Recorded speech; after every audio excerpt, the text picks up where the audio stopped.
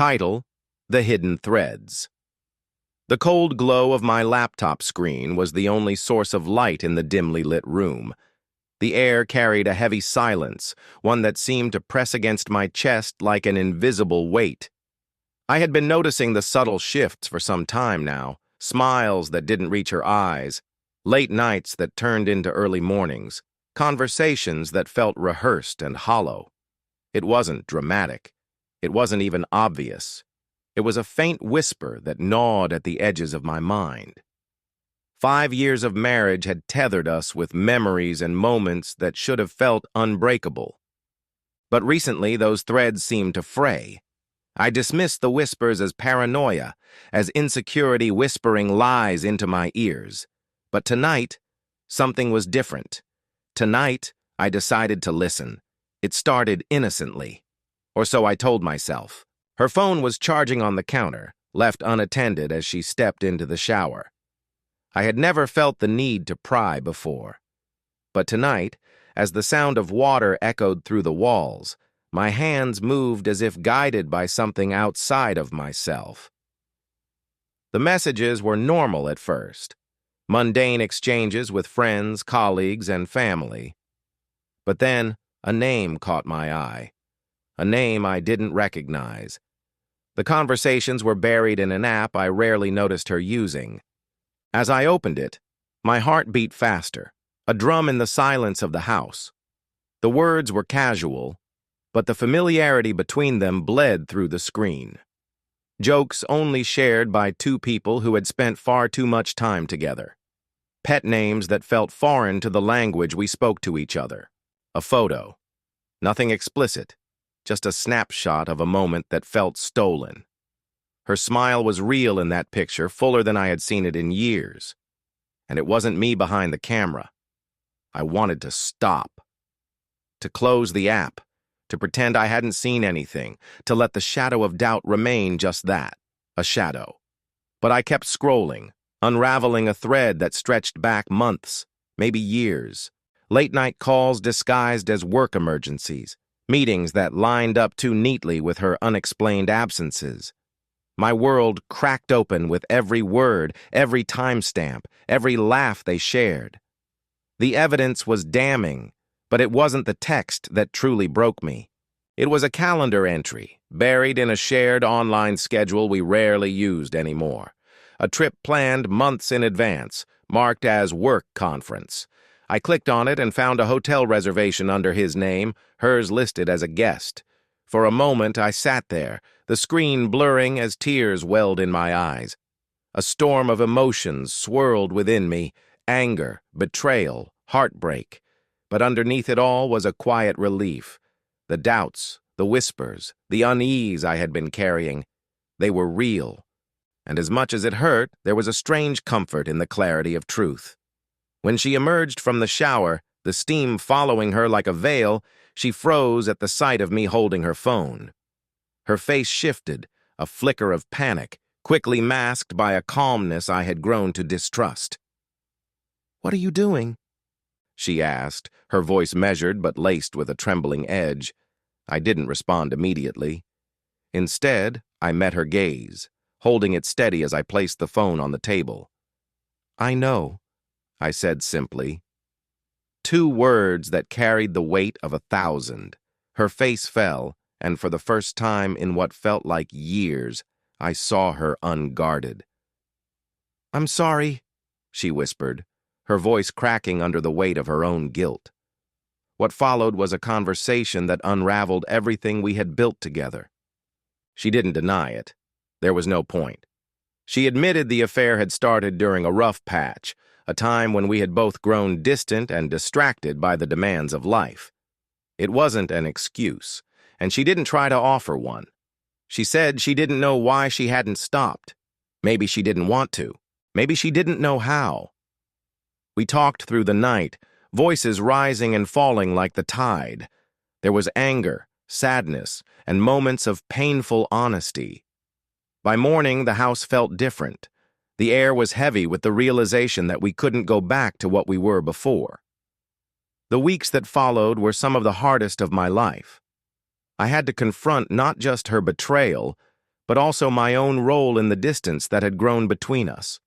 It wasn't an easy path, and it wasn't one we walked together. In the end, we decided to part ways, not out of hatred, but because we had reached a place where the love we once shared could no longer thrive. Looking back, finding that evidence felt like a shattering blow, but it was also a catalyst for change.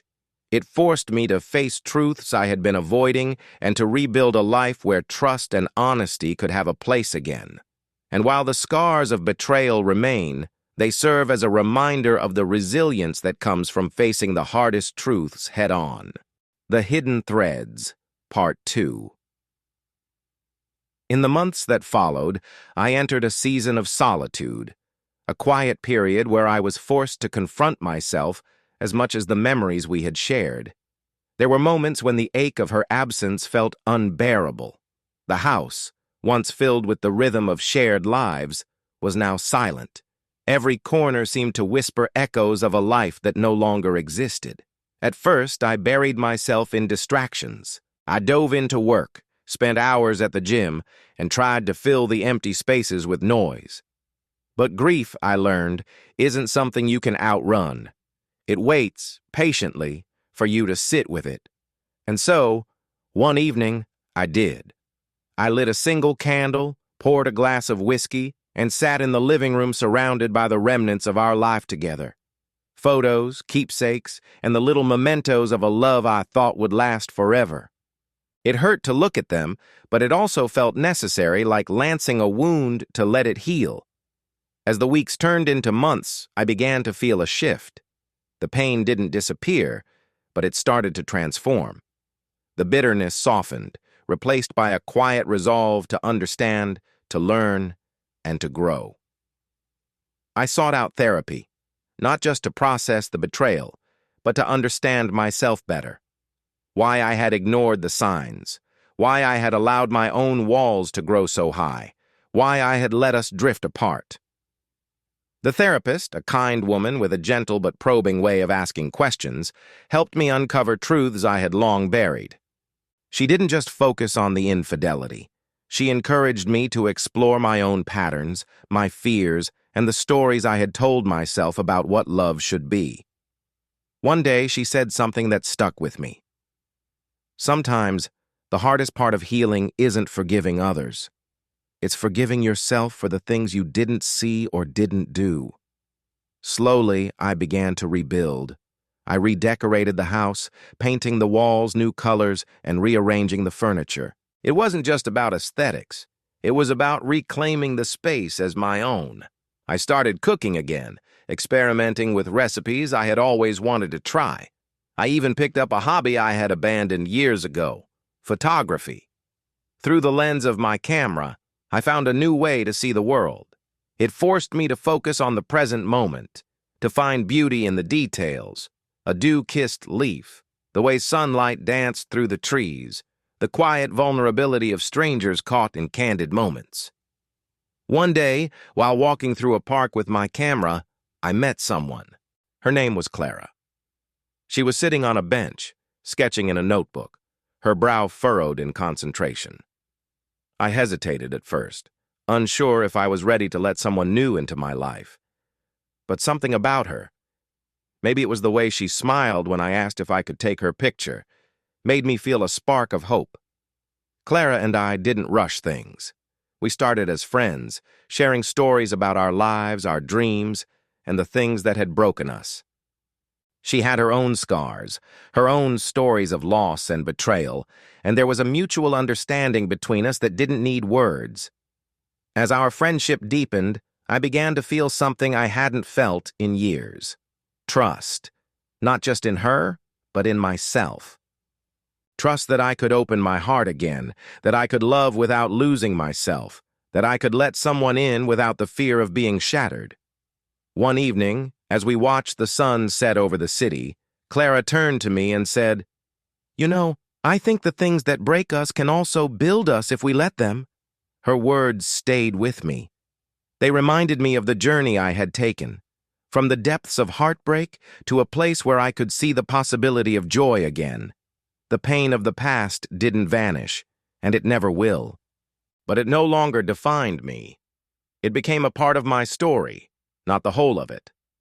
And as I sat there beside Clara, watching the last rays of sunlight fade into the horizon, I realized something. The threads of my life, once tangled and frayed, were beginning to weave a new tapestry.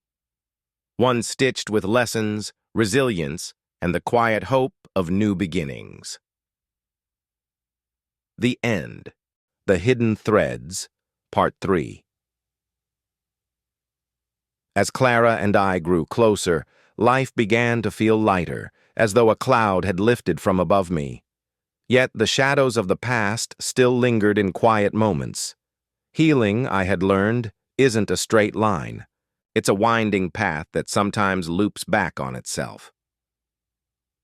One evening, as Clara and I sat together on her balcony, sipping tea and gazing at the city lights, she turned to me and asked, "Do you ever think about what happened with her? Does it still weigh on you?" Her question wasn't accusatory or prying. It was genuine, filled with the kind of understanding that comes from having lived through heartbreak of her own. I took a moment before answering. "Sometimes," I admitted. "Not in the same way, though. It's less about what she did and more about what I didn't see. I keep wondering if I missed something, if I could have stopped it before it unraveled." Clara placed her hand over mine, her touch grounding me. "You know," she said softly, "sometimes things fall apart not because of one person, but because the foundation has cracks we can't see until it's too late. And sometimes it's not about fixing what's broken. It's about building something new, stronger this time." Her words struck a chord deep within me. For so long, I had carried the weight of guilt and blame, dissecting every moment of my marriage, trying to find the exact point where it all went wrong. But maybe Clara was right. Maybe the answer wasn't in the past, but in what I chose to do moving forward. A few weeks later, I decided it was time to face one final piece of my past. The divorce had been amicable as something born of betrayal could be. We had divided our lives, signed the papers, and gone our separate ways. But there was one thing I had avoided: closure. I sent her a message, not expecting much. "Can we talk? One last time. I think it would help." To my surprise, she agreed. We met at a small cafe, neutral ground where neither of us had any history. When she walked in, I felt a pang of something. Nostalgia, perhaps. She looked the same, yet different, as though the weight of our shared history had aged her, too. Our conversation was tentative at first, filled with the awkwardness of people who once knew everything about each other but were now strangers. But as we talked, the walls began to come down. "I don't think I ever truly apologized," she said, her voice trembling. "Not properly. I hurt you, and I know I can't undo that, but I am sorry." Her words were sincere, and for the first time, I felt a sense of peace. "I appreciate that," I replied. "But I think we both know it wasn't just about what you did. We both let things slip through the cracks. I'm not excusing it, but I'm not holding on to it anymore either." We sat in silence for a moment, the weight of everything we had been through settling between us. "I hope you find happiness," she said finally. "I hope you do too," I replied, and I meant it. Walking out of that cafe felt like shedding an old skin. The past was still a part of me, but it no longer held me captive. I could breathe again, fully and freely.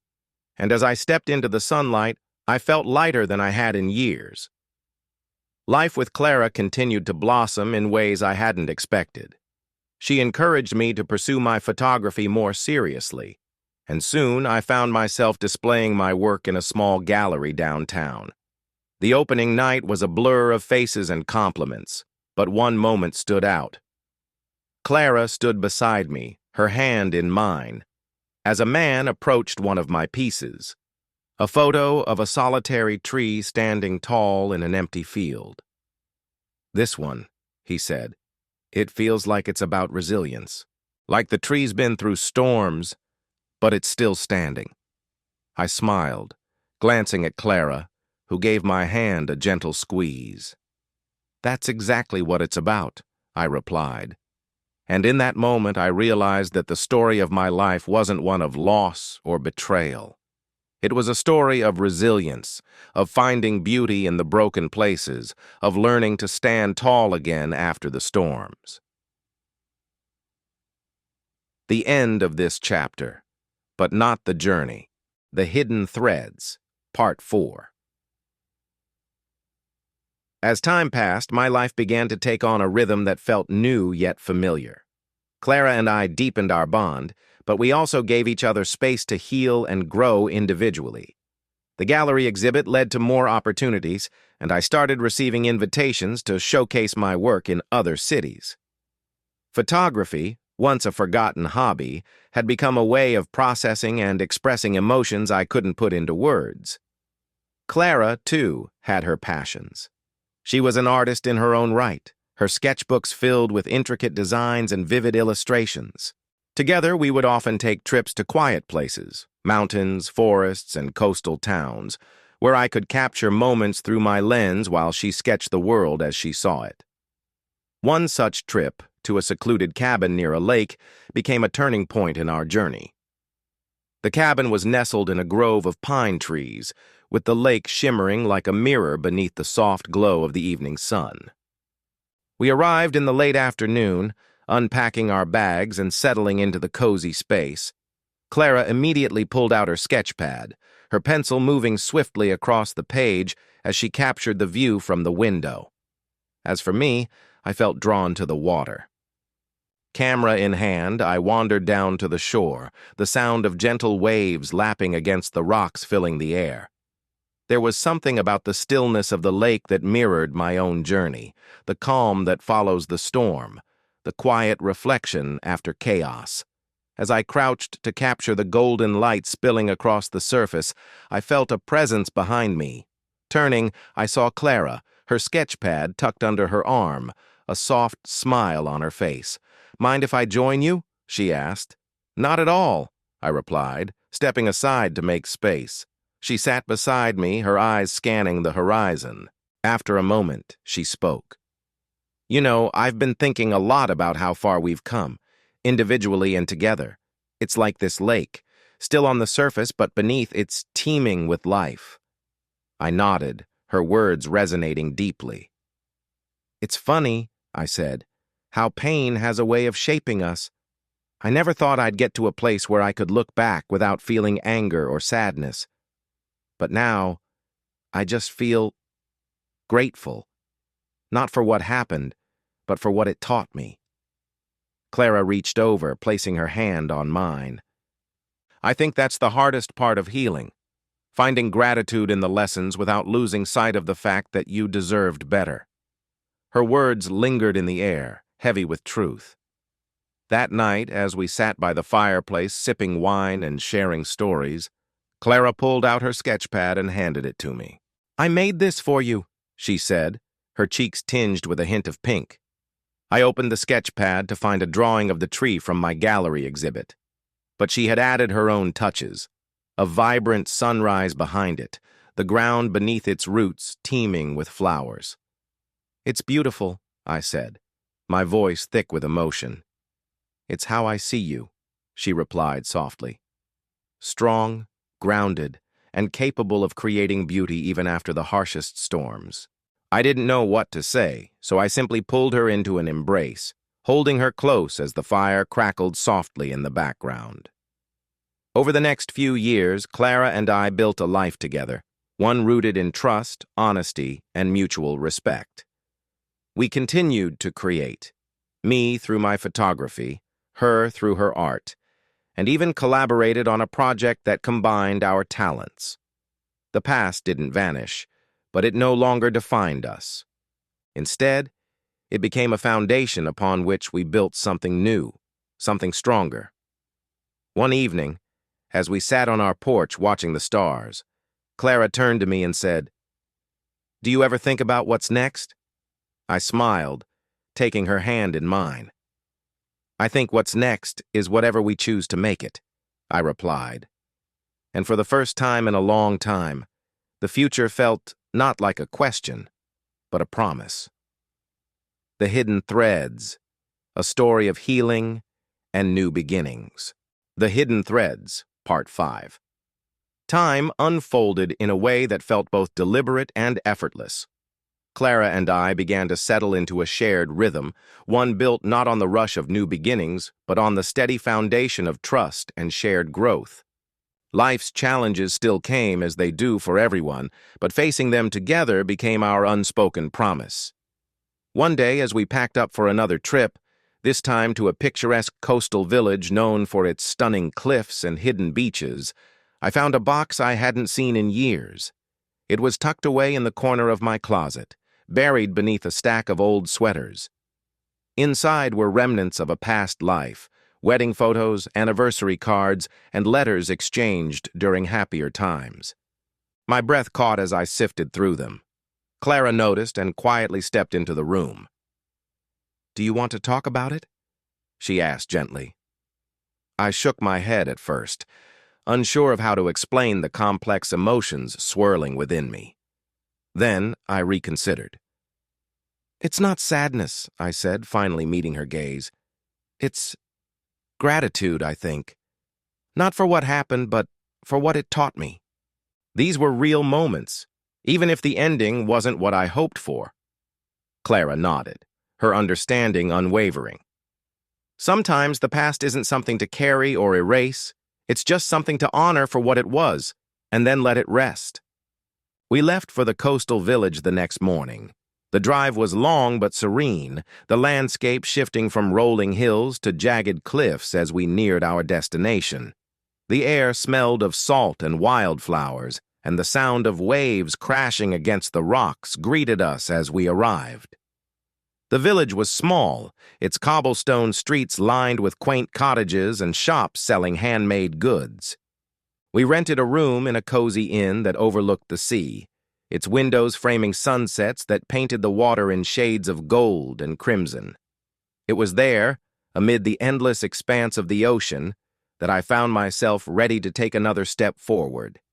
On our second evening, as the sun dipped below the horizon, I asked Clara to join me for a walk along the beach. The tide was low, revealing a stretch of sand littered with shells and smooth stones. We walked in comfortable silence for a while, before I stopped and turned to her. "Clara," I began, my voice steady but my heart racing, "meeting you wasn't just a new chapter in my life. It was a second chance, a chance to believe in love again, to trust, and to build something beautiful. And I don't want to let that go." From my pocket, I pulled out a small box. Inside was a ring, simple but elegant, its design inspired by the intertwining roots of a tree, a nod to the resilience and growth that had defined our journey. Her eyes widened, and for a moment, the only sound was the gentle roar of the waves.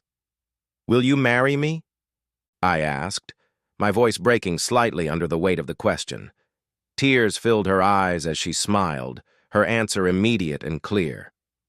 "Yes. 1,000 times, yes." The months that followed were a whirlwind of planning and anticipation, but also of quiet reflection. We chose to have a small wedding, surrounded only by the people who had supported us through our individual journeys and celebrated the new life we had created together. The ceremony took place under the very tree from my gallery photograph, now framed by a field of wildflowers that Clara and I had planted together. It felt poetic, standing there beneath its steadfast branches as we vowed to continue growing together. As we danced under the stars that night, surrounded by laughter and warmth, I couldn't help but think about how far I had come. The pain of the past had once felt insurmountable, like a weight I would carry forever. But now, it was simply a part of my story, a story that had led me to this moment. And as I held Clara close, her laughter mingling with the music, I realized that the hidden threads of my life had woven something unexpected, a tapestry of resilience, love, and endless possibility. The Hidden Threads, a tale of redemption and new love. The Hidden Threads, Part 6. The first year of marriage with Clara felt like a continuation of the life we had already built, but with an added layer of intimacy and commitment. We fell into a comfortable rhythm, balancing our individual passions with our shared goals.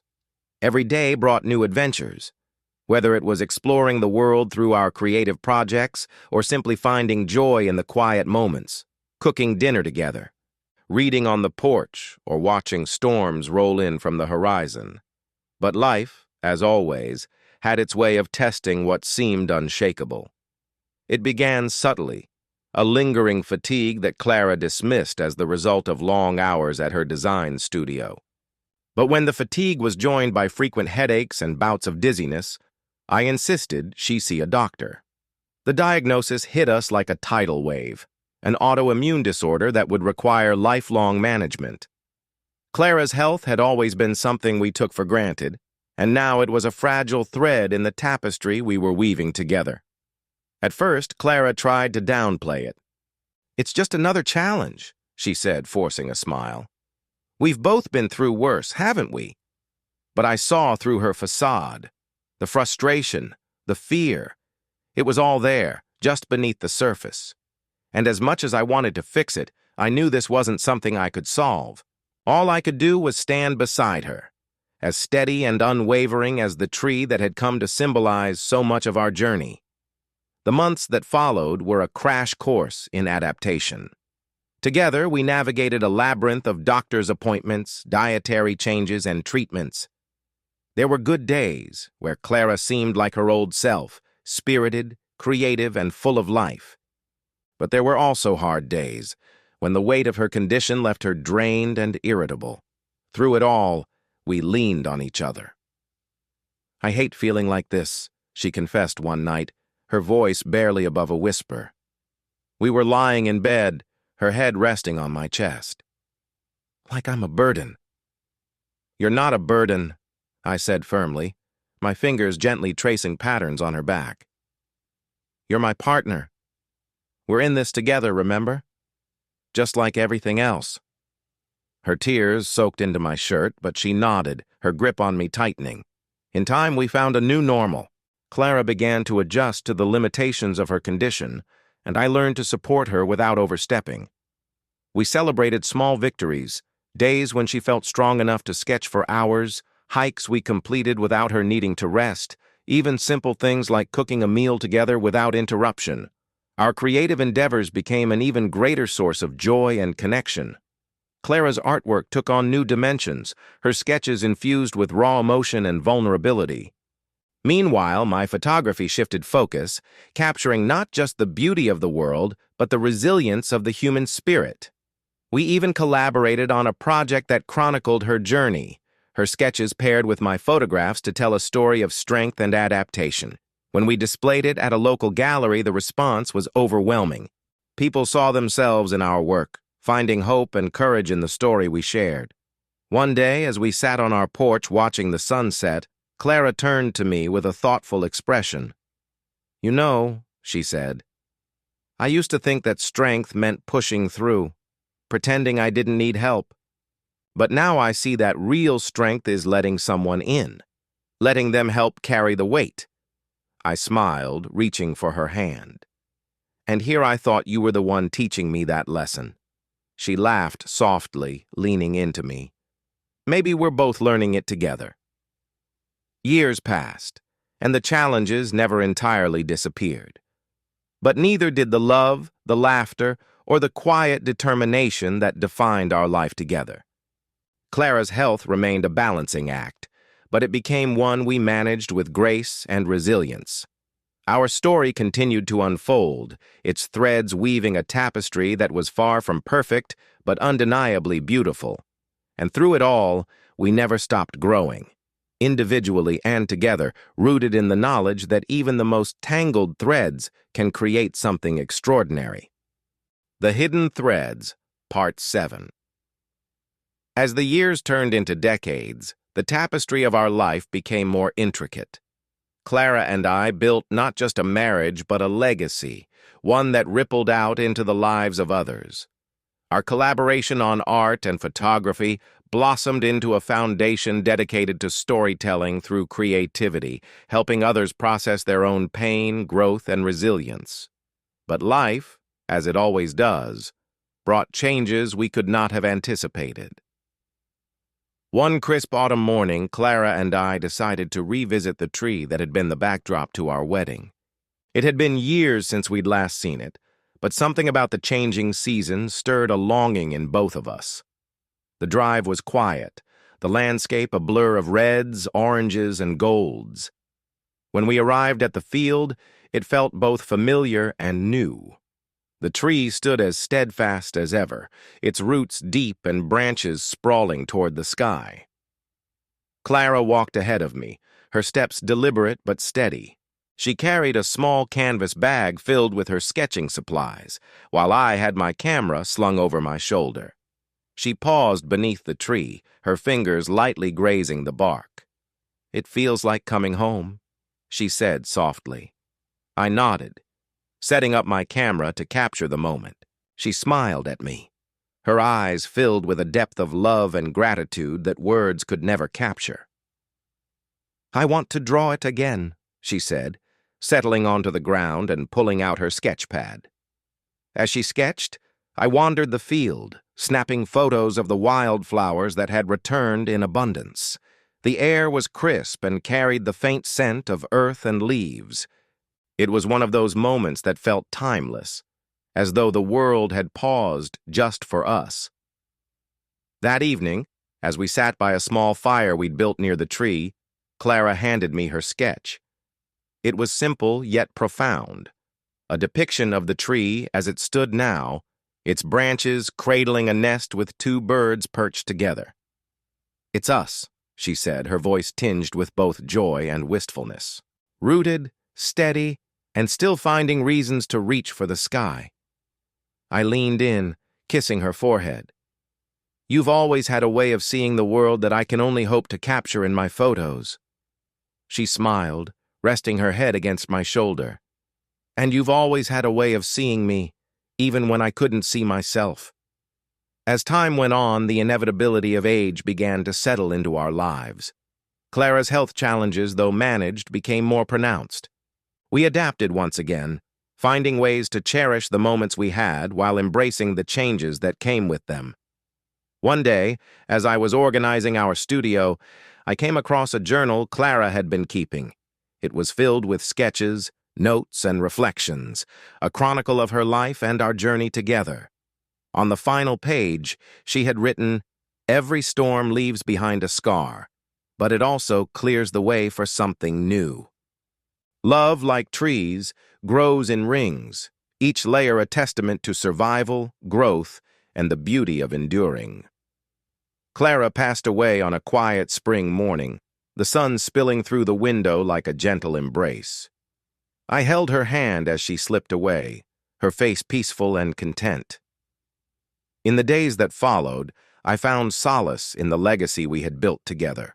Her art, her words, and her spirit lived on, not just in the work we had created, but in the countless lives she had touched. Years later, I returned to the tree, now older and grayer myself. It stood as steadfast as ever, its branches reaching toward the heavens. Beneath it, I placed a small plaque with Clara's words engraved upon it. "Love, like trees, grows in rings, each layer a testament to survival, growth, and the beauty of enduring." I sat there for hours, feeling her presence in the wind, the leaves, and the earth beneath my feet, and as I watched the sun set behind the horizon, I smiled, knowing that the threads of our story, though hidden to the world, were woven into something eternal. The Hidden Threads. A Love That Endures Forever. The Hidden Threads. Part 8.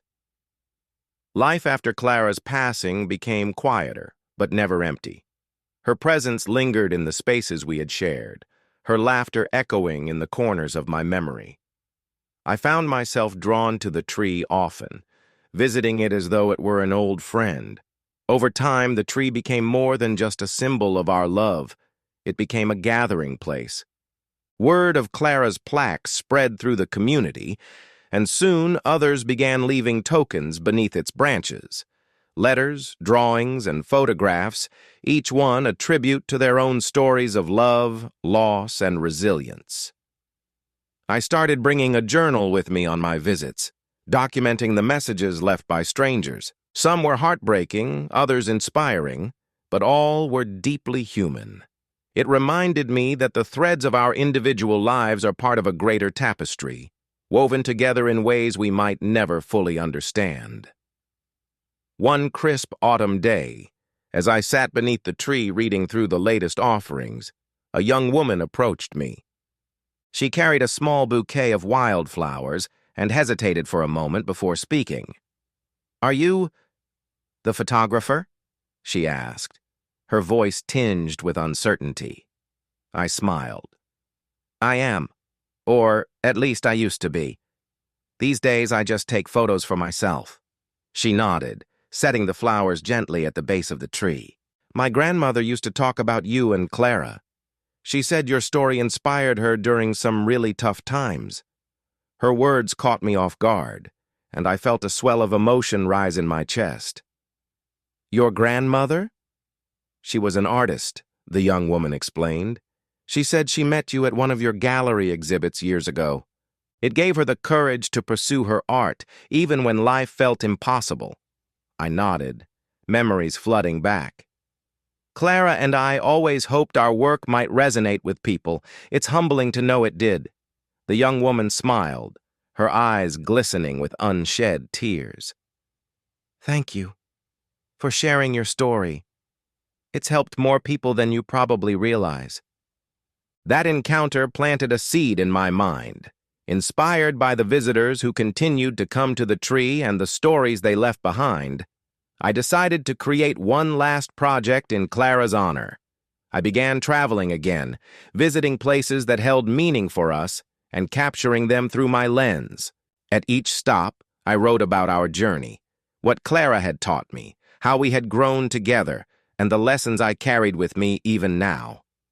The culmination of this project was a book, The Hidden Threads, a story of love, loss, and resilience.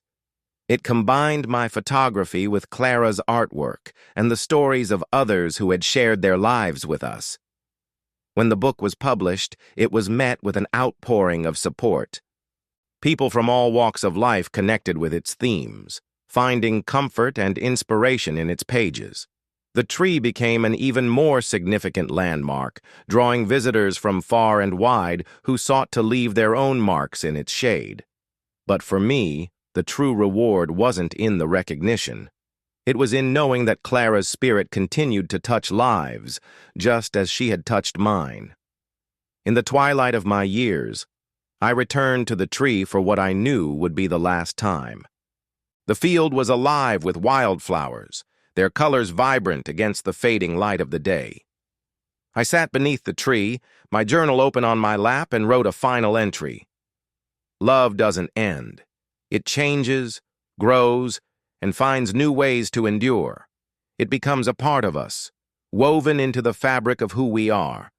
And though the hands we once held may slip away, their imprint remains, etched into the hidden threads of our lives, forever guiding us toward the light. Closing the journal, I leaned back against the tree, feeling its strength and steady presence. The wind whispered through its branches, carrying with it the echoes of a lifetime well lived. And as the sun dipped below the horizon, painting the sky in hues of gold and crimson, I smiled, content in the knowledge that Clara and I had created something timeless, something that would continue to grow long after we were gone. The Hidden Threads. The Eternal Bond of Love and Memory. The Hidden Threads, Part 9. As I sat beneath the tree on that quiet evening, something extraordinary happened. A young couple approached, their hands intertwined, their faces glowing with hope and joy. They hesitated for a moment before noticing me. "Are you the one who wrote the book?" the man asked, his voice reverent. I nodded slowly, smiling. "Yes, I am." The woman stepped forward, holding a small notebook. "Your story. It's the reason we're here. We read your book together. It helped us through some difficult times." She opened the notebook, revealing sketches of a tree. Not this exact one, but a symbol of resilience and growth, inspired by the one I sat beneath. "We wanted to thank you," she continued. "This place feels like a sanctuary, like it holds not just your memories, but those of everyone who has come here." Their words warmed my heart. "It's not just my story," I said. "This tree has become a gathering place for all of us. Each of you has added to its meaning, its purpose. That's what makes it so special." As the years continued, the tree became more than a place of reflection. It became a community hub. People began hosting small gatherings there, weddings, art workshops, even quiet meditation circles. The field around it transformed into a public space, lovingly maintained by volunteers who understood its significance. I found myself becoming something of a caretaker for the tree in my later years. Though my body grew frailer, I visited as often as I could, documenting the stories left behind and sharing them with others. One day, a group of children approached me as I sat beneath the tree. They were on a field trip, their teacher explaining the importance of the landmark. "Is it true this tree has magic?" one of them asked, their wide eyes filled with wonder. I chuckled softly. "Not magic in the way you might think. Its power comes from the people who visit it, their stories, their love, and their courage. That's what gives it life." The children nodded, their curiosity turning into a quiet reverence as they looked up at the tree's towering branches. As my own time drew near, I decided to leave something behind. With the help of friends and volunteers, I commissioned a bench to be placed beneath the tree. On its backrest, an inscription read, "For Clara, and for all who find strength in the hidden threads of life." The day I knew would be my last at the tree was serene. The sun hung low in the sky, casting long shadows across the field. I sat on the bench, my journal in hand, and wrote my final words. Life is not a straight path, nor is it always easy. But it is beautiful in its complexity, its resilience, and its capacity for love. The threads we weave, though they may fray or tangle, form a tapestry that endures long after we are gone. To all who come here, may you find peace, strength, and a reminder that your story matters. When I passed, it was beneath that tree, surrounded by the echoes of a life well lived. My journal was left open on the bench, its pages filled with decades of reflection, sketches, and photographs. Those who found it added their own stories, turning it into a living testament to the interconnectedness of human experience. The tree, now known as the Tree of Threads, became a symbol of hope and healing for generations. People continued to gather there, leaving their own marks on its legacy. And though my voice faded into the wind, I felt certain that Clara and I had left something eternal. Proof that even the most fragile threads, when woven together, could create a bond strong enough to endure forever. The Hidden Threads, a legacy rooted in love and connection. The Hidden Threads, Part 10. Long after my time beneath the tree ended, the story of its significance grew beyond anything I could have imagined. The Tree of Threads became more than a local landmark. It became a place of pilgrimage for those seeking solace, inspiration, or simply a moment of connection. Generations passed, and the field around the tree transformed into a garden.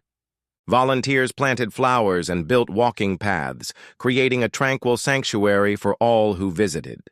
At the center, the tree stood tall and strong, its roots deep in the earth, its branches reaching toward the sky like open arms.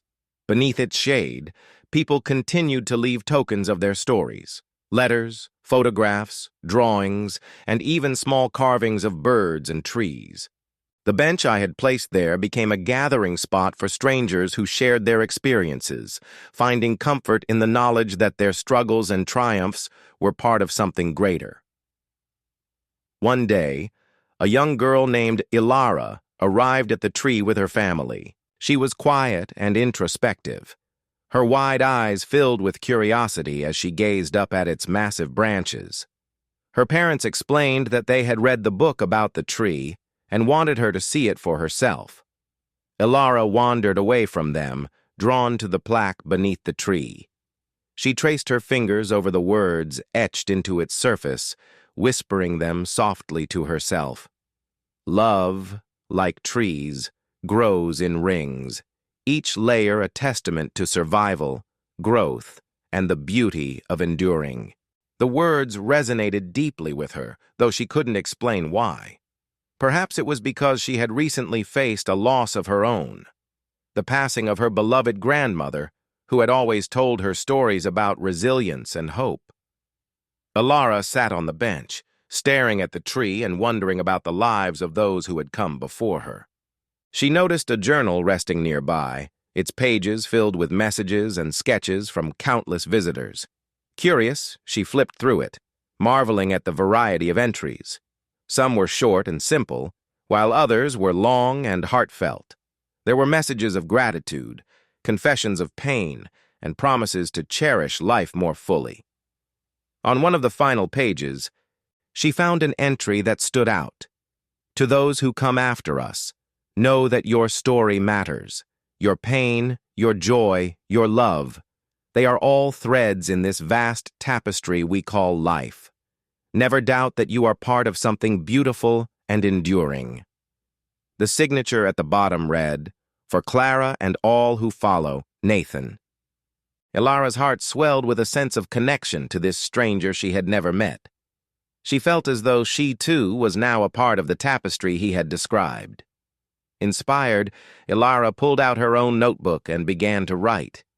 She didn't know what she wanted to say at first, but the words came naturally as she reflected on her grandmother, the tree, and the stories that had brought her there. When she finished, she placed the page in the journal alongside the others. As she stood, she looked up at the tree one last time, feeling a sense of peace she hadn't felt in months. Her parents called to her, and as she walked back to them, she made a silent promise. One day she would return to the tree, not just as a visitor, but as someone who would carry its legacy forward. Over the years, Ilara did return. As she grew older, she became an artist, inspired by the stories she had read beneath the tree. Her work celebrated the themes of resilience and connection, and she often spoke about the Tree of Threads and its impact on her life. Eventually, Ilara became one of the caretakers of the sanctuary, dedicating her time to preserving its beauty and ensuring that its stories were never forgotten. The tree continued to stand as a beacon of hope, its roots intertwined with the lives of countless people. And though Nathan and Clara's voices had long since faded, their legacy endured, carried forward by those who had found strength and inspiration beneath its branches. In the end, the Tree of Threads was more than just a place. It was a reminder that even the smallest acts of love and connection could grow into something timeless, touching lives in ways we might never fully understand. The Hidden Threads. A Tapestry Without End. The Hidden Threads, Part 11. Many more years passed, and the world continued to turn. But beneath the Tree of Threads, the rhythm of life remained the same, constant, unbroken, and filled with stories. The tree, now even grander in size, stood as a testament to the resilience of love, memory, and the enduring human spirit. Ilara, now in her 40s, had become an integral part of the sanctuary. Her days were spent maintaining the grounds, organizing art exhibits, and welcoming those who sought solace beneath the mighty tree. She had a family of her own now, her husband, Tomas, and their 2 children, who grew up with the same reverence for the place she had found healing as a child. But as time carried its weight, the world began to change in ways Ilara hadn't expected. The sanctuary that had once been a hidden gem began to attract more attention, especially after Ilara's art exhibitions were featured in galleries across the country. The tree had become a symbol of hope, but with the growing popularity came concerns. Construction companies had expressed interest in purchasing the land, envisioning luxury apartments and modern developments in the area. The city had grown, and there were those who saw the land as an opportunity for financial gain rather than preservation. One late autumn evening, Alara stood at the base of the tree, her hands resting on its trunk, staring at the setting sun as her children played nearby. Her heart was heavy with the weight of the decision that loomed over her. Thomas joined her, his presence grounding her like the roots beneath them. "We can't let them take this place, Alara. It's more than just land. It's part of who we are." "I know," she said softly, her voice tinged with uncertainty. "But I don't know how to fight it. There are so many forces pushing for change. What if we lose this sanctuary?" Tomas gently cupped her chin, lifting her face to meet his gaze. "This is our story, too. We've carried it, and now it's our turn to protect it." Alara nodded, the resolve beginning to solidify in her heart. "We'll do whatever it takes." The battle to preserve the Tree of Threads became a turning point in the community. Alara, Thomas, and a growing group of supporters worked tirelessly to petition the city, to gather signatures, and to raise awareness about the importance of the sanctuary. People from all walks of life, those who had found healing and hope in its shade, came together to protect the tree's legacy. Alara returned to the journal Nathan had started years ago, which had become a symbol of everything they were fighting for. She took the words that had once inspired her as a child and shared them with the world. "In this world, there are those who build and those who preserve. We are the keepers of stories, the protectors of the past, and the stewards of hope. Let us leave behind something that will grow and endure long after we are gone." The city council meetings were heated, filled with impassioned arguments on both sides. But in the end, something remarkable happened. As the decision was about to be made, a woman stood before the council, one of the many who had visited the Tree of Threads over the years. She had once been a young artist who had struggled with addiction, but had found her way back to herself under the tree's canopy. She spoke from the heart. The Tree of Threads is not just a tree. It is a living symbol of every person who has passed through its branches, who has left a piece of themselves behind. To take it down would be to erase the stories of so many. This tree isn't just rooted in the soil, it is rooted in us. It is part of our collective memory. Her words struck a chord with the council members, and after days of deliberation, they voted unanimously to preserve the land and designate it as a protected historical site. The development plans were halted, and the Tree of Threads was saved. Years later, the sanctuary flourished. The tree continued to stand strong, and the community around it had transformed. The land, now permanently protected, became a place for people to not only visit, but contribute, adding their stories to the ongoing legacy. Artists, writers, musicians, and families from all over the world came to experience the magic of the tree and to leave behind their own threads in the tapestry. Alara, with her children now grown, became the official curator of the sanctuary. She often sat beneath the tree, sketching the people who visited, capturing their quiet moments of reflection. Her own art now centered around the themes of connection, memory, and resilience, the very same themes she had come to understand so deeply from the Tree of Threads. And one day, as Alara sat under the tree with her grandchildren, the wind stirring the leaves above them, she found herself reflecting on the journey that had led them all here. From Nathan and Clara's early years to the challenges they had faced and overcome, the tree had become a living legacy, a story written by the hands of many. "The tree is a part of you, Grandma," her youngest granddaughter Sophia said as she touched the trunk with reverence. Alara smiled, her heart full. "Yes, it is. And just as it grows and changes, so do we.